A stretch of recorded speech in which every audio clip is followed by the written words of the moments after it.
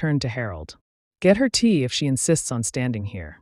Yvonne smiled again, but her gaze stayed locked on Amara, sharp and calculating. And in that moment, Amara understood something that made her blood run cold. This woman was dangerous. Not because she was loud, but because she was clever.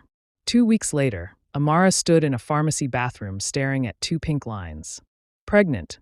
Her hands shook so hard she almost dropped the test. Her breath came shallow. She leaned against the wall, heart pounding like it was trying to escape her chest. A baby. Her baby. Elijah's baby. Joy tried to rise, but fear grabbed it by the throat. What if he thinks she planned this? What if Yvonne convinces him she trapped him? What if he denies the baby to protect his reputation? Amara pressed a hand to her stomach, whispering a prayer. God, please don't let this love turn into shame. She didn't know yet that Yvonne had been watching. Not from the bathroom, from the shadows of Elijah's life. And Yvonne wasn't just jealous. She was furious, because a child would mean permanence. A legacy. A bond Yvonne could never outbid. And she wasn't about to lose Elijah Grant, especially not to a caregiver. Not without a fight. Amara didn't sleep that night.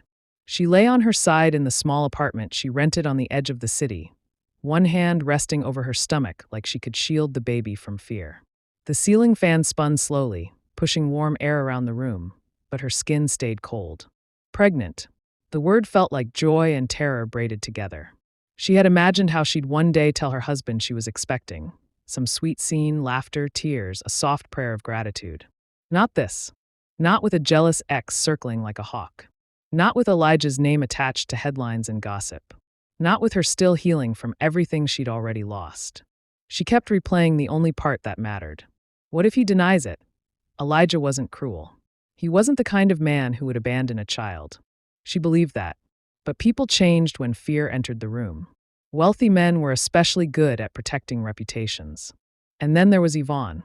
Amara had tried to pretend Yvonne's visit was just an uncomfortable reminder of Elijah's past. But after the pregnancy test, the memory of Yvonne's gaze sharpened in her mind.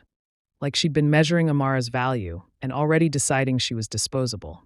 Amara sat up and whispered into the dark, Lord, please don't let me regret trusting him.